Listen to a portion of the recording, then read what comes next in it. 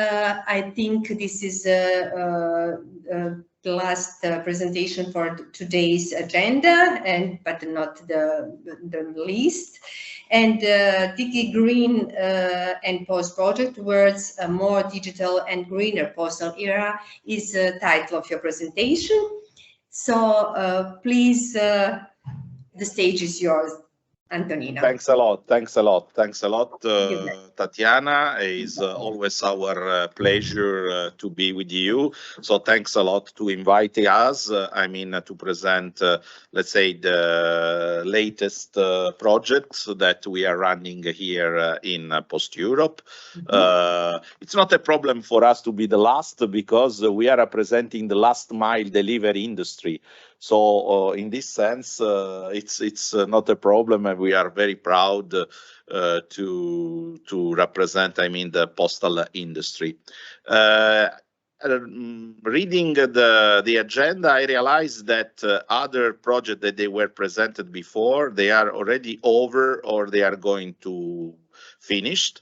Our project is running. We are still in the middle, so I cannot yet to present you the final results of this project because it's a project that is ongoing. But for us was really also interesting to be here because we also get a lot of inputs from the previous project, and also we realize if we are going in the right direction and which kind of new inputs we can bring to the postal industry. So just a few words about PostEurop, because I think some of you, they know very well PostEurop, but in the audience, maybe there is always someone that is quite new. So it's always good to have 2-3 slides about our family. PostEurop is representing 55 postal operators with the 53 countries. This because in Bosnia and Herzegovina, as you know, we have 3 postal operators. We have Banja Luka, Mostar, and Sarajevo. For the rest, we have almost 1 country, 1 postal operator. So you can see here on our back all the logo of the 55 postal operators. We are still a very impressive industry because we represent 2 million of employees, and the colleagues before from HR, they know very well this because we are labor-intensive industry. We link to 800 million of consumers, and we still deliver 60 billions of items per year. So when we present this data to the European Commission, they are always very, very impressive. What we do, I am Antonino Scribellito, for who still does not know me, and I'm responsible for the PostEurop project. Of course, it's all this work is not made by one person, but I have the 2 columns of the project. One is Mr. Vakasassen, my deputy, and we have Angelo Andoni that is supporting Vakas. What we do external advocacy for the European Union and also for the UPU, because we have also project with the Universal Postal Union. And of course, we do a sort of know-how support for our members. We develop projects, and very, very happy to see that now the members, they are also organized project alone. There is bilateral projects, like was presented before between France and Swiss, was this very interesting also project coordinated by Bulgarian Post. So it's really important for us because it's a witness that how is important also and the value that the project they have and also especially supported by the European Union and the European Commission. So this for us, it's a work that make us satisfied to see that also we do not only project with us, but also without us. It's also good for us. Next slide, please. So here again, you see the key European postal industry figures. Next slide. And this is just to have you a map like what we are doing. how is the structure of PostEurop. We underlined we are under the CSR, where Margot Medinger, she's the chairwoman of all the circle pillar. We are the training working group, where is led by Tatiana Bujac and Aphrodite Riga. And you see, we also underline other working group because we are quite transversal.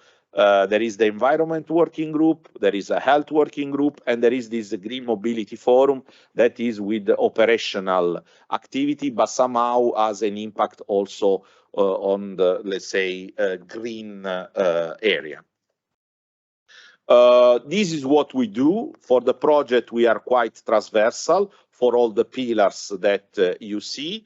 We identify new funding opportunities, sometimes with the European Union and sometimes with the UPU. We do also the project management and the political guidelines for the PostEurop project. And of course, like also Margot mentioned, what is very important is the communication and dissemination. And at this regard, we are going to publish some Twitter, also some photo. Angelo is working hard on this. So please follow us on our DigiGreeNPost Twitter project. I mean, I will show you after in my presentation all the social media, because I fully agree with Margot. The social media are the key of the advertising of all the work that we are doing, and more we can show the presence of the postal industry, better it is. We also ask our colleague to do this for the social dive, for the working group training, but unfortunately they could not do that. But in any case, we are here. We will try through the project to raise the voice of the work that we are doing also for the training working group and CSR in general.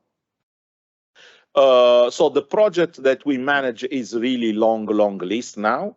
You can see we have a red line just because we divide. This was the project, let's say, that was managed before. And this is because I start to work for PostEurop now in June 2005. So under my leadership, you can see all the projects that we have done in PostEurop. It's really long list. So in case we also was mentioned change management, it's interesting, like in the past, we have done already a project of change management. Of course, all these topics, they can be re-updated, they can be revised, because we have always new perspective and new challenge. And even the Vakas point out, even the Green Post, this was linked to the fleet, to the vehicles, and we had also training partnership for a changing post. We have all books, we keep notes, we archive, so in case you need, we are able to supply you all the information also for the previous project. We have really now a library, let's say, of PostEurop project that is at your full disposal. Next slide, please. And now we go to the, yeah, this is also other project, but let's go to our DigiGreeNPost project. It's a funding program Erasmus. It's a budget of 1.5 million.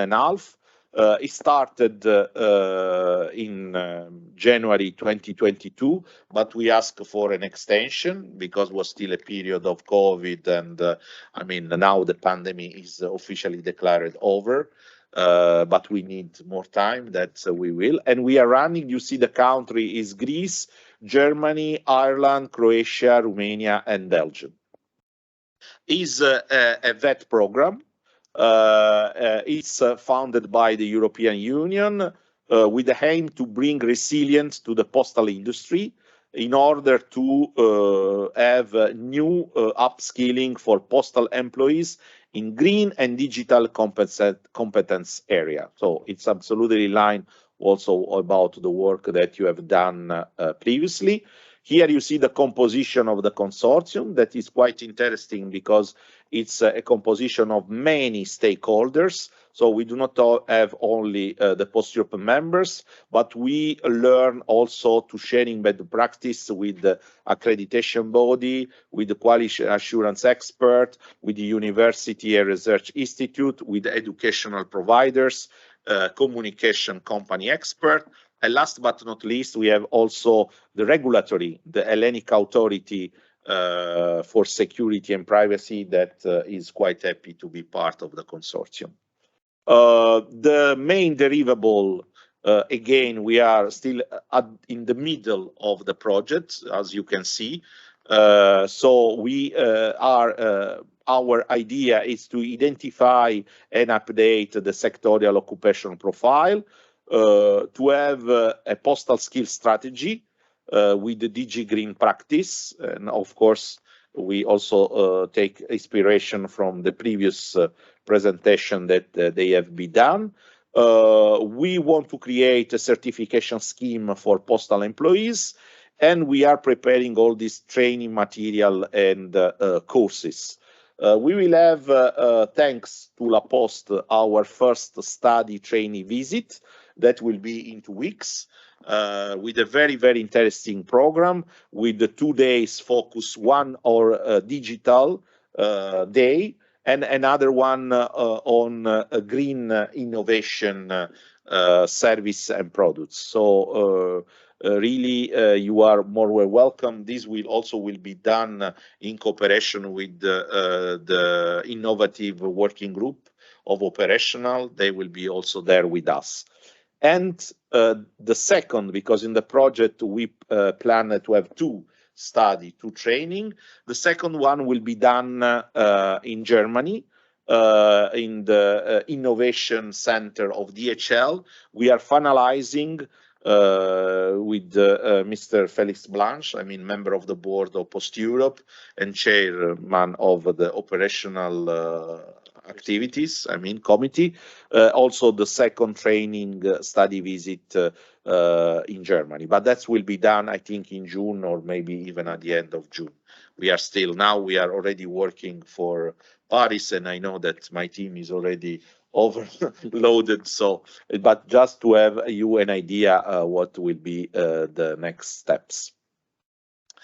Here you can see the structure of the project with all the work package and also the deliverables. Of course, these deliverables are not confidential, so when they will be finalized, they will be at disposal of the experts of the also PostEurop members.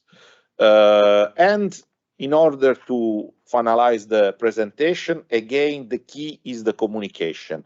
So please go to visit our dedicated website, where we have a quite interactive website. We can also answer to questions, to a sort of archive also for the deliverable. And what is also important, next slide, please, is our newsletter. We create a newsletter for this project in order to update. So if you want to be in the email list of our newsletter, please don't hesitate to contact Angelo, and we will include you in the newsletter. We still believe that this newsletter is also printed. So it's not only digital, because we still believe that we are Post. We are still to protect and to defend our core business, that they still delivery paper, delivery not only parcel, but also letter. It's still, if you go and you see the structure, the revenues are a lot from letter. So we print these, we distribute during our meeting. Of course, we send also on digital. We believe in this. Unfortunately, in the past, we were including this in the PostEurop general newsletter, but for a while there was decided to do not continue, but we still believe, and we now focus on one single, each project we have a newsletter. It's an extra work for us, but we really believe that is the best way to communicate, and really communication. Again, I want to emphasize, I will never be tired to emphasize, but I fully agree also with Margot, that is really the key. And for this, next slide, you can see we are in all, I mean, the social media that we consider very important. We are on Facebook, we are on Twitter, we are on LinkedIn, we are on YouTube, and we have also our website. We exclude, was an interesting debate in the consortium, in order if those social media are enough, or we should even include our social media like TikTok, like, but which was our final decision? We followed the European Union, the European Commission. So when we see that the European Commission has a channel, a social channel, we create also our social channel. There is only on Instagram that there is still a question mark, a still debate in the consortium. We will see. Maybe in the future we will have also an Instagram channel for the project. So thank you very much for your question. I hope I was on time, because it's not only important to delivery, but it's also important to delivery on time. This is for our industry. And of course, if you have questions, feedback, remarks, I am at your full disposal. And once more, thanks a lot to invite us to present the PostEurop project.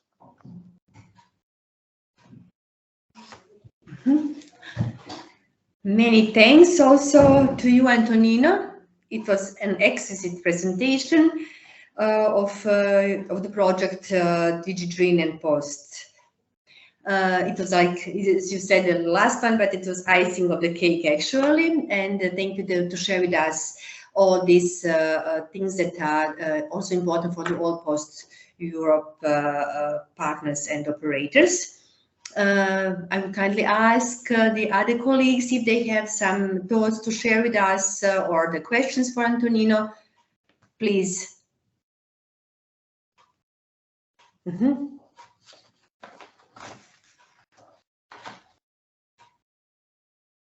Is there any comments?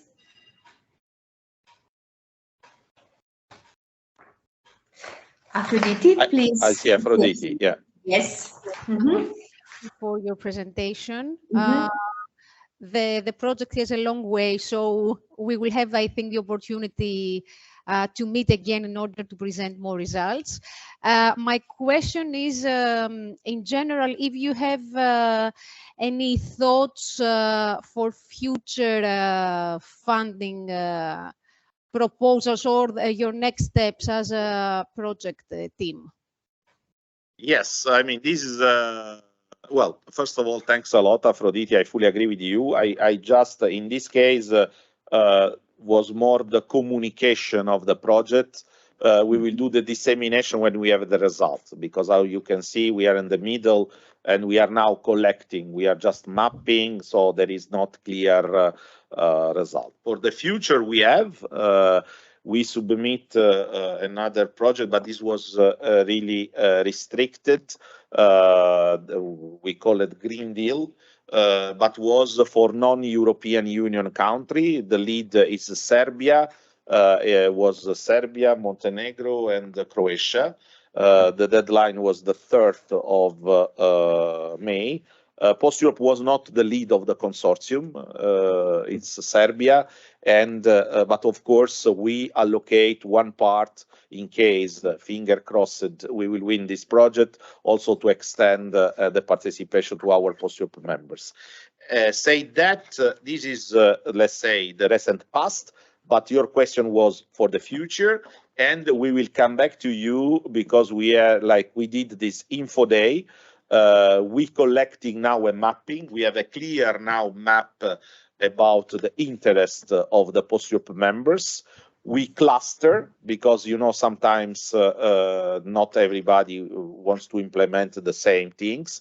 After this cluster that we analyze, we realize that we have at least 4 or 5 projects. So we have to prioritize, and we will come back to you quite soon. I mean, now in June, when we finish with the members, they show their leadership, and we will work with them in order to implement before the end of the year new projects. And this is for the training working group and environment working group, let's say. Regarding social dialogue, we have this agreement with the UNI. So this in June will be UNI project, but the next year we will continue with the usual PostEurop projects. But thank you for your questions. And again, I hope to see you in Paris in 2 weeks. It's good to see that there is a high demand for training projects. And we are looking forward to come back to us and see how we can cooperate in a concrete way again. Absolutely, I agree. And the point is the high demand for the project is not only from training, it's from all the area like you see. We are here, we are 3, and there is my usual discussion with the Secretary General and the board to have more resource in order to, but we try to I mean, to help as much you can, and you know that we are always at your disposal. Let's say 7 hours, 7 days on 7 days and 24 hours. I mean, and also this part, we will try to be the transmission belt for the communication for the training working group. We mentioned in our Twitter, will be linked to DigiGreeNPost Project because in principle, we should do project communication. But of course, when we see that on the other side, there is a little bit of luck, then we extend also for the rest of the team. Well, I see also Margot. Margot? Thanks, Antonino, for this presentation. And as Aphrodite was saying, I mean, you give us a teaser for upcoming results, so we look forward to see the results in a couple of months. My question actually is addressed to both you, Antonino, and the team, and also to Carlina, as regards the projects she presented. This is about how, so Antonino, it may be more an intention in your case, and Carlina, maybe it's a bit more concrete because you have already some results, is how you have the opportunity to transmit the outputs or the benefits, more the benefits of your project to the employees on the ground. So concretely speaking, how, because we know, I mean, EU-funded projects can be a bit high level, shared among, let's say, international experts or experts who are acquainted with EU affairs. But I think the real purpose and added value is to be able to engage employees within our companies who are working on the ground.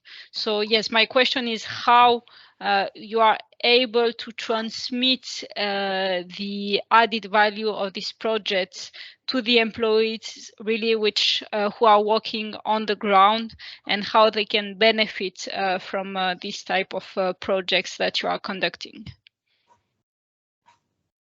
Yeah, absolutely good question, Margot. It's an excellent question, and is really the big point in the project, because I fully agree with you. The first line, of course, is the international, but the project itself is for the expert on the field, for training, for so in our case, you will see in France, for instance, when we'll come with the training study visit, will not be international people.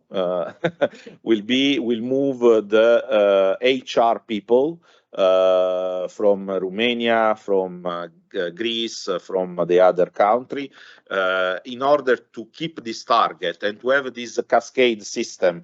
I mean, when we train the HR director or leaders, we assume that after, when they will go back to their country, then with this cascade system, they can also train the other people. But this is the key in order to have a successful project, to move from the international contacts to implement directly in the company. So in our case, we our target people who we invite, and with the circulation of the agenda, of the contents, it's a pure training HR people. I hope that I answered to your very important